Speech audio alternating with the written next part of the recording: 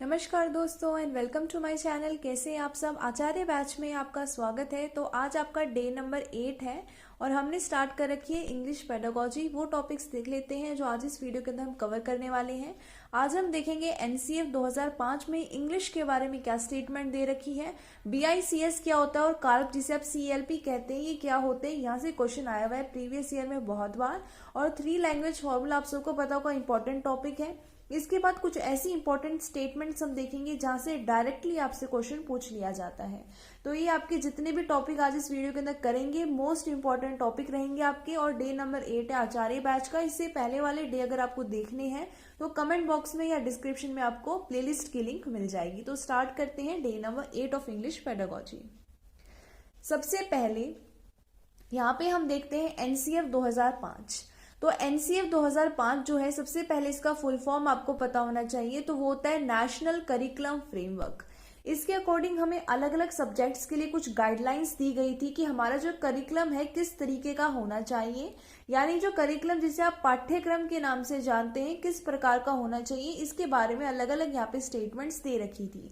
तो अब हम इंग्लिश की पेडागोजी पढ़ रहे हैं तो हमें ये देखना है कि इंग्लिश लैंग्वेज के बारे में इसमें क्या क्या बोल रखा है। ठीक है, तो जो इंग्लिश लैंग्वेज है इसको जो एनसीएफ है इसने सेकंड लैंग्वेज का दर्जा दिया है। किसका दर्जा दिया है? सेकंड लैंग्वेज का दिया है। ठीक है, तो वही चीज यहाँ पे बताई गई है। जब ऑब्जर्व किया गया हमारे इंडिया के अंदर तो ये देखा गया कि बहुत ही कम हो सकता है कि इंग्लिश को फर्स्ट लैंग्वेज L1 यानी मदर टंग की तरह कोई ले रहा हो, वरना हर एक यहाँ पे जो एरिया है, इंडियन एरिया, जो अपना इंडियन ज्योग्राफिकल एरिया है, चाहे किसी भी इलाके में चले जाओ वहां पे इंडिया को एज अ फर्स्ट लैंग्वेज नहीं ऑब्जर्व किया गया। हमेशा उसको एक सेकेंड लैंग्वेज की तरह ही हम भारतीय पढ़ते आए हैं। तो अगर ऑब्जर्वेशन की बात की जाए, अगर आपसे सीधा क्वेश्चन पूछ लिया जाए, according to observation what is the statement provided by NCF to the English, यानी इंग्लिश के बारे में एनसीएफ में ऑब्जर्वेशन के अकॉर्डिंग क्या कहा गया है। तो ये कहा गया है कि जो इंग्लिश है वो इंडिया के अंदर एक सेकेंड लैंग्वेज का काम करती है। लेकिन हम सबको पता है इंडिया के अंदर बहुत सारी लैंग्वेजेस हैं, तो इसलिए हमारी जो इंडिया कंट्री है वो एक मल्टीलिंगुअल कंट्री है, यानी बहुभाषीय है। बहुत सारी भाषाएं हमारे भारत के अंदर बोली जाती हैं। अगर अलग अलग हम प्रांत भी देख लेते हैं, ऐसा कंसिडर कर लो कोई इंसान है जो नॉर्थ का है और एक है साउथ का। अगर उन दोनों को बीच में एक कम्युनिकेशन क्रिएट करना है, एक दूसरे को अपने आइडियाज एक्सचेंज करवाने हैं, तो क्या होगा?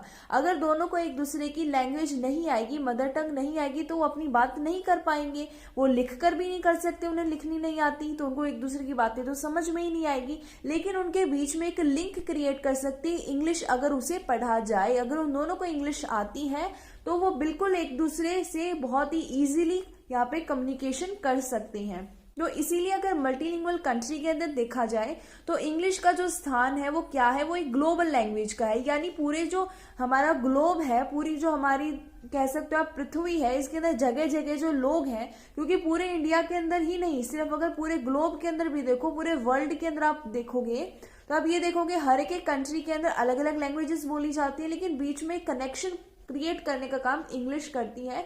इसलिए हम इसे मल्टीलिंगुअल कंट्री के अंदर ग्लोबल लैंग्वेज का स्थान देते हैं कि ये ग्लोबली हमें एक स्थान प्रोवाइड करवाती है। अगर इंटरनेशनली भी कोई कम्युनिकेशन किया जा रहा है तो वहां पे भी इंग्लिश का सबसे ज्यादा यूज किया जाता है। ठीक है, तो एनसीएफ की जो बातें आपको पता होनी चाहिए वो यही है।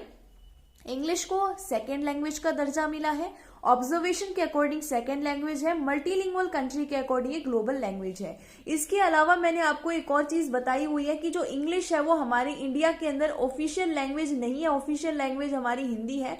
एसोसिएट ऑफिशियल लैंग्वेज का दर्जा इंग्लिश को दिया गया है। ठीक है, ऑफिशियल लैंग्वेज तो हमारी हिंदी है और एसोसिएट ऑफिशियल लैंग्वेज हमारी क्या है?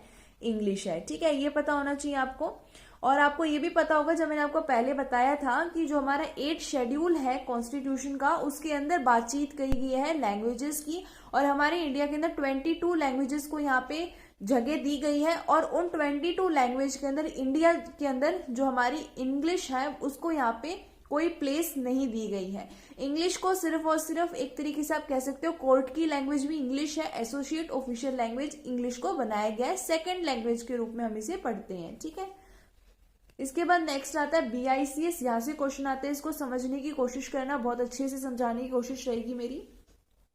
सबसे पहले तो इसका फुल फॉर्म देख लो। इसका फुल फॉर्म डायरेक्टली पूछ लिया जाता है, तो फुल फॉर्म है बेसिक इंटरपर्सनल, इस चीज को ध्यान देना, इंटरपर्सनल कम्युनिकेशन स्किल्स। तो यहाँ पे आपसे पूछ लिया जाएगा इंटरपर्सनल है या इंट्रापर्सनल है, दोनों के बीच में डिफ्रेंशिएट अगर आपको करना आता है तो बहुत बढ़िया है, नहीं तो मैं बता देती हूँ। एक वर्ड होता है इंट्रा और एक होता है इंटर। जब हम इंटर की बात करते हैं तब हम अदर्स से कम्युनिकेशन करते हैं, दूसरों से कम्युनिकेशन करने की बात करते हैं, लेकिन जब हम इंट्रा की बात करते हैं तो हम खुद से, सेल्फ से जब कम्युनिकेशन करते हैं, खुद से बातचीत करते हैं, तब आप उसको इंट्रापर्सनल कहते हैं। और जब आप औरों से बातचीत करते हैं, दूसरों से कम्युनिकेट करते हैं, आप उसको इंटरपर्सनल कहते हैं। ठीक है, तो बेसिक इंटरपर्सनल की बात कर रहे हैं, यानी दूसरों से बातचीत करने की जो बेसिक स्किल्स होती हैं उसी को आप BICS कहते हैं शॉर्ट फॉर्म में, बेसिक इंटरपर्सनल कम्युनिकेशन स्किल्स। ठीक है, तो अब कम्युनिकेशन करनी है यानी यहाँ से भाषा वाली स्किल्स तो आएंगी, लिंग्विस्टिक स्किल्स आएंगी, और आप कम्युनिकेशन दूसरों से एवरीडे करते हैं, सोशली करते हैं, फेस टू फेस इंटरेक्शंस करते हैं, यानी वो सारी बेसिक इंटरपर्सनल कम्युनिकेशन स्किल जिनकी हेल्प से आप everyday social face to face interactions कर पाओ, उन्हीं स्किल्स को आप BICS कहते हैं। दूसरों से बातचीत करने के लिए जो भी स्किल चाहिए, आपको सुनने की स्किल चाहिए, आपको बोलने की स्किल चाहिए, आपको लिखने की स्किल चाहिए, आपको पढ़ने की स्किल चाहिए, ये जो आपकी बेसिक लिंग्विस्टिक स्किल्स हैं इन्हें आप कहते हैं BICS। इनका एकेडमिक वैलिडेशन से कोई भी रिलेशन नहीं है, मतलब आपको बातचीत करनी आनी चाहिए, आपको दूसरों को कन्विंस करना आना चाहिए, उनसे बातचीत करनी आनी चाहिए। इसकी आपको कोई टेस्ट में नंबर नहीं मिलने वाले, ये बस एक बेसिक सी स्किल है जिससे आप सोशली एक्टिव बन सकते हैं। ठीक है, लेकिन जब हम काल्प की बात करते हैं, अभी आएंगे हम उस पर, लेकिन थोड़ा सा बेसिक इंटरपर्सनल कम्युनिकेशन स्किल्स की 2-4 पॉइंट और देख लो, फिर आगे चलते हैं काल्प पे। ठीक है, तो इसमें क्या होता है, जब आपको बेसिक कम्युनिकेशन स्किल्स आएंगी इंटरपर्सनल यानी दूसरों से बातचीत करने के लिए, तो एक बीच में एक जो बैरियर है आप उसको अवॉइड कर पाओगे, यानी दोनों के बीच में इजीली कम्युनिकेशन हो पाएंगी। आप अंडरस्टैंडेबल मैसेजेस, इफेक्टिव कम्युनिकेशन होगी, यानी आप वही मैसेज भेजोगे सामने वाले को जो उसको समझ में आएंगे। ऐसा तो है नहीं आप अब्बा जब्बा करने लग जाओगे, कुछ भी नहीं बोलोगे ना, तो सामने वाले को भी ऐसे मैसेजेस सेंड करने हैं जो वो समझ सके, इसी की वजह से इफेक्टिव कम्युनिकेशन हो पाएगी, वरना बीच में एक बैरियर आ जाएगा। इससे एक्टिवली लिसन, आप भी अगर आपको जो सामने वाला मैसेज भेज रहा है, फीडबैक दे रहा है, अगर आपको उसकी बातें समझ में आ रही है तभी आप उसको एक्टिवली सुनोगे। ठीक है, इसे नॉन वर्बल सिग्नल्स भी दिए जा सकते हैं, यानी बिना बोले भी आप अपनी बात को समझा सकते हैं, इशारों से, लिख कर, है ना, और आप एक मीनिंगफुल फीडबैक दे सकते हैं। अगर सामने वाले ने कोई बातचीत की आपसे, अगर आपको उसकी बात ही समझ में नहीं आएगी, आपको यही नहीं पता चलेगा मैं इसको बोलूं क्या, अगर आपको उसकी बात समझ में आई है, आप उसको सॉल्यूशंस दे पाओगे, बहुत ही ज्यादा मीनिंगफुल फीडबैक दे पाओगे। इससे क्या होगा, हम अडेप्ट कर पाएंगे अलग अलग डाइवर्स कम्युनिकेशन स्टाइल्स, यानी हमें पता है डाइवर्सिटी है पूरे वर्ल्ड के अंदर, बहुत ज्यादा डाइवर्स कम्युनिकेशन स्टाइल्स है, अलग अलग लोगों की अलग अलग भाषाएं हैं। इससे हम मल्टीपल चैनल्स क्रिएट कर पाएंगे, बहुत सारा हम एक वेब बना लेंगे कम्युनिकेशन का, ये है इसका कहने का मतलब। ठीक है, तो ये कुछ बेसिक आपकी स्किल्स हो गई हैं। फिर से एक और बार बता रही हूँ, डेफिनेशन आपको पता हो या ना हो, इसका फुल फॉर्म जरूर याद कर लेना, सीधा पूछ लिया जाता है, यहाँ पे आपको वो चेंज करके देगा, इंटर की जगह इंट्रा दे देगा। ठीक है, तो बेसिक इंटरपर्सनल कम्युनिकेशन स्किल्स है इसका फुल फॉर्म। आगे चले काल्प पे, तो जो काल्प है और BICS है, दोनों में थोड़ा बहुत अंतर है, वो आप समझ जाओगे अभी। तो सबसे पहले इसका भी फुल फॉर्म देख लो, इसका फुल फॉर्म है कॉग्निटिव एकेडमिक लैंग्वेज प्रोफिशिएंसी।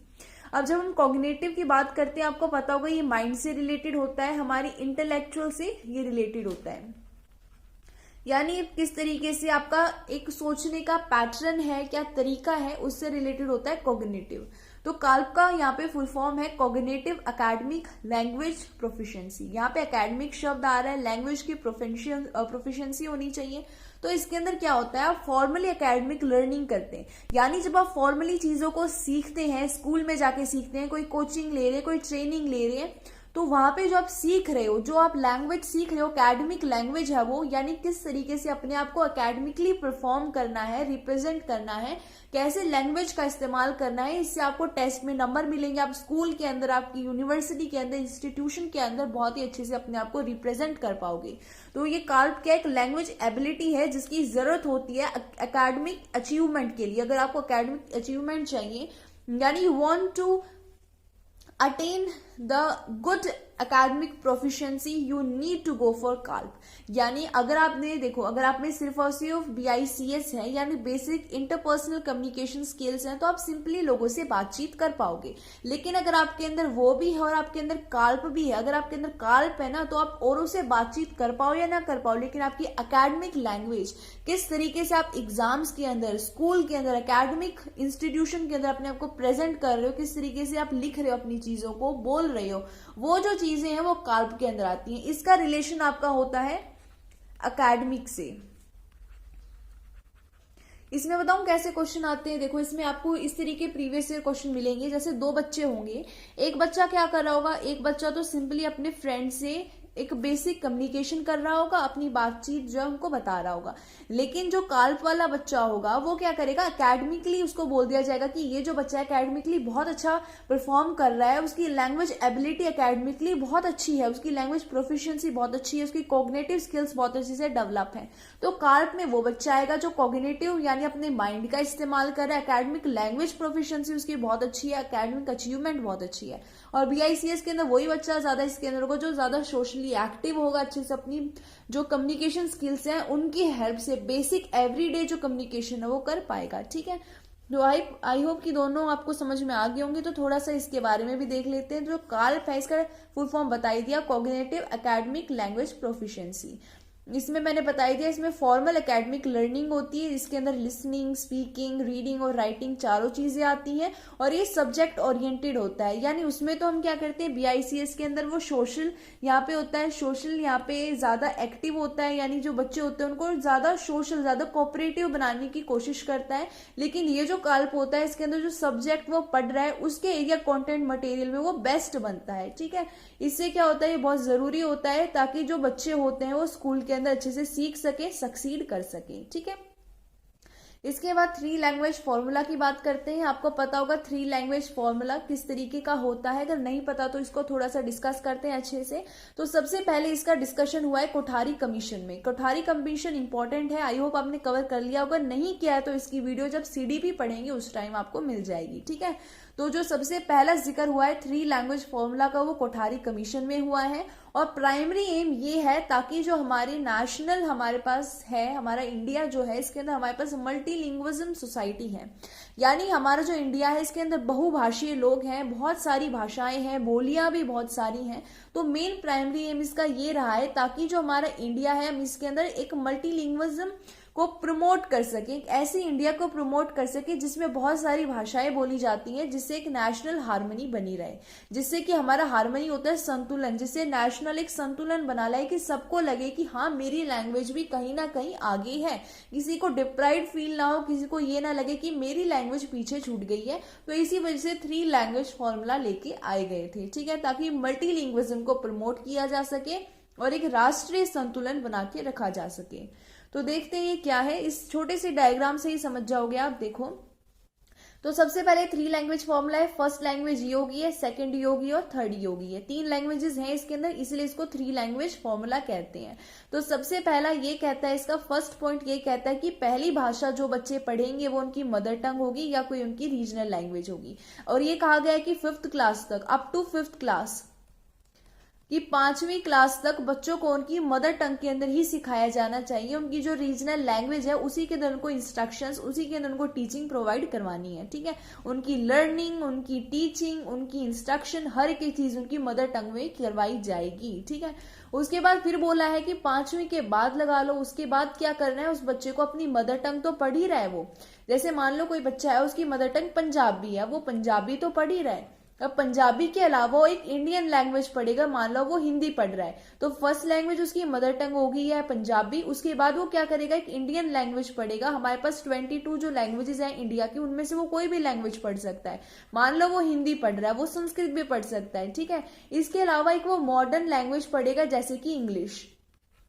ठीक है, तो इस तरीके से उस बच्चे के पास यहाँ पे 3 लैंग्वेजेस आ जाएंगी। तो इसी को बोलेंगे 3 लैंग्वेज फॉर्मूला। एक क्या आ जाएगी उसकी, यहाँ पे आ जाएगी उसकी मदर टंग, उसकी रीजनल लैंग्वेज, उसके बाद उसकी वो लैंग्वेज आएगी जो एक इंडियन लैंग्वेज है। इसमें संस्कृत भी आती है, हिंदी आती है, गुजराती आती है, उर्दू आती है, बहुत सारी लैंग्वेजेस हैं इसके अंदर, ठीक है। तो बच्चा अपने अकॉर्डिंग उस चीज को चूज कर सकता है, या फिर वो जो स्कूल है कहाँ पे है, वहां पे क्या चीज डोमिनेटिंग है, रीजनल जो लोग हैं किस लैंग्वेज का ज्यादा इस्तेमाल कर रहे हैं, क्योंकि कहीं पे भी हमें जब नॉलेज प्रोवाइड करनी होती है हमें देखना पड़ता है कि सोसाइटी की क्या नीड है। उसके बाद हम टाइम देखते हैं किस तरीके के टाइम में कौन सी लैंग्वेज ज्यादा यहाँ पे किसकी डिमांड ज्यादा है। उसके बाद हम देखते हैं इंडिविजुअल की किस तरीके से यहाँ पे एबिलिटी है कि वो उस लैंग्वेज को एक्वायर कर पाएगा, ठीक है। उसके बाद हम चलते हैं इंग्लिश पे। तो इस तरीके से 3 लैंग्वेजेस हो गई है, तो इसी को हम बोलते हैं 3 लैंग्वेज फॉर्मूला, ठीक है। आई होप ये क्लियर हो गया होगा। आगे चलते हैं। इसके बाद कुछ इंपॉर्टेंट स्टेटमेंट्स जो मैंने कही थी जहां से डायरेक्ट क्वेश्चन आ जाते हैं वो मैं बता देती हूँ आपको। सबसे पहली टर्म बहुत इंपॉर्टेंट है, बहुत बार क्वेश्चन आता है यहाँ से, जो है ZPD। इसका फुल फॉर्म भी पूछ लिया जाता है। तो इसका फुल फॉर्म है हमारे पास zone of proximal development, zone of proximal development, ठीक है। इंपॉर्टेंट है, ये दिया है विगोट्स्की ने। और इन्होंने ये कहा है कि जो बच्चा होता है अगर उसको आप किसी ऐसे एक्सपीरियंस्ड टीचर के पास, या कोई उससे मतलब ऐसा व्यक्ति है जिसके पास उस बच्चे से ज्यादा नॉलेज है, वो उसके फ्रेंड्स भी हो सकते हैं, उसके टीचर भी हो सकते हैं, तो अगर उसको ऐसे लोगों की गाइडेंस मिले तो वो बच्चा उनके पोटेंशियल तक जा सकता है, यानी जो उसकी अभी कैपेबिलिटी है वो ज्यादा बढ़ सकती है। जैसे मान लो हम कंसिडर करते हैं यहाँ पे ये बच्चा है, अब ये जो बच्चा है अभी इसकी एबिलिटी जो है यहीं तक लाई करती है, ठीक है। अभी ये बच्चा इतनी चीजें कर पा रहा है, इसका एरिया भी इतना ही है, इतनी चीजें कर पा रहा है। लेकिन कोई और बच्चा है जिसका एरिया इतना है, ठीक है, अगर इसकी गाइडेंस इस बच्चे को मिले तो ये जो एरिया है ना ये यहाँ तक भी आ सकता है ये बच्चा। ये कहना चाहते हैं विगोट्स्की कि अगर किसी बच्चे को तुम स्काल फोल्डिंग करते हो, यानी धीरे धीरे उसको क्या देते हो, यहाँ पे उसको सपोर्ट करते हो, उसको गाइडेंस देते हो, तो वो बच्चा जो है अपनी पोटेंशियल को इंक्रीज कर सकता है। इसी जोन को कहते हैं जिसके अंदर वो बच्चा पोटेंशियल इंक्रीज करेगा, उसको कहते हैं जोन ऑफ प्रॉक्सिमल डेवलपमेंट। और ये टर्म दी है विगोट्स्की ने, ठीक है। इसके बाद सेकंड ये है कि एक स्टेटमेंट है कि बच्चों को एक ब्लैंक स्लेट किसने कहा है, तो ये कहा है जॉन लॉक ने, ठीक है। डायरेक्टली आ जाता है, इसलिए डायरेक्टली यहाँ पे मैंने आपके लिए स्टेटमेंट्स लिख दी हैं। इसके बाद आता है, अगर आपसे पूछ लिया जाए एसिमुलेशन का जिक्र, एकोमोडेशन का, इक्विब्रेशन का, या फिर स्कीमा, तो ये आपने प्याजे की थ्योरी में पढ़े होंगे। तो इनका जिक्र किसने किया है, ये जीन प्याजे ने किया है। जीन प्याजे ने एक और स्टेटमेंट ये भी दी है कि जो बच्चों की थिंकिंग होती है वो क्वालिटेटिवली अडल्ट से अलग होती है। इसके बाद ये है कि feedback is important to make communication a cycle. तो इसमें इंपॉर्टेंट ये क्वेश्चन आया हुआ है प्रीवियस ईयर के अंदर भी, ये तो मैंने आपको बता दिया। ये देखो ये वाला पॉइंट कि जब हम कम्युनिकेशन करते हैं तो उसमें 2 लोगों की जरूरत होती है, एक आपका रिसीवर होता है और एक सेंडर होता है। सेंडर क्या करता है, इन्फॉर्मेशन को सेंड कर रहा होता है, और रिसीवर उस चीज को रिसीव कर रहा होता है। अगर सिर्फ और सिर्फ आपने सामने वाले को बात बताई, उसने सुन ली, तो कम्युनिकेशन वहां खत्म हो गया, उसने अपनी तरफ से कुछ भी नहीं बोला। लेकिन अगर ये इंसान जो रिसीव कर रहा है ये भी कुछ फीडबैक दे रहा है, ये भी कुछ फीडबैक देगा, तो कम्युनिकेशन क्या है, वो सामने से इधर से फीडबैक देगा, ये इधर से फीडबैक देगा, ये इधर से देगा, ये इधर से देगा, यानी कम्युनिकेशन चलती ही रहेगी। तो ये कम्युनिकेशन की साइकिल बन जाएगी। तो ये प्रीवियस ईयर में आया हुआ है कि इनमें से कौन सा चाहिए होता है कम्युनिकेशन को एक साइकिल बनाने के लिए, तो वो फीडबैक होता है। इसको हिंदी में प्रतिपुष्टि कहते हैं, ठीक है। तो यहाँ पे बस फिर आपका यहाँ पे डे 8 भी कंप्लीट हो गया, और यहीं पे हमारी पूरी इंग्लिश पेडागोजी जो है कंप्लीट हो चुकी है। जितनी आपकी सीटेट के लिए बहुत इंपॉर्टेंट है वो सारे एस्पेक्ट्स हमने कवर कर लिए हैं। फिर भी अगर आपको लगता है आप और भी ज्यादा डिटेल में देखना चाहते हैं तो जो बीएड की सीरीज है वहां पे आप इंग्लिश पेडागोजी को पढ़ सकते हैं, लेकिन अभी जितना पढ़ा है वो मोर देन इनफ है। इसके अलावा आप प्रीवियस ईयर क्वेश्चन को कर सकते हैं, उनको बार बार करो, आपको समझ में आएगा सीटेट किस तरीके के क्वेश्चन यहाँ पे पूछता है, कैसे उनको अटेम्प्ट करना होता है। तो प्रीवियस ईयर भी हम स्टार्ट कर देंगे इंग्लिश के, क्योंकि हमारी इंग्लिश पेडागोजी हो गई कंप्लीट। आप इसको रिवाइज कर सकते हैं, आपने अगर नोट्स बनाए तो उनको बार बार रिवाइज करो, बहुत ही इजी है। ये चीजें समझना ज्यादा जरूरी है ताकि अगर ऑप्शन हमारे पास थोड़े घुमा फिरा के भी आए तो हम उनको इजीली कर पाए, ठीक है। धन्यवाद।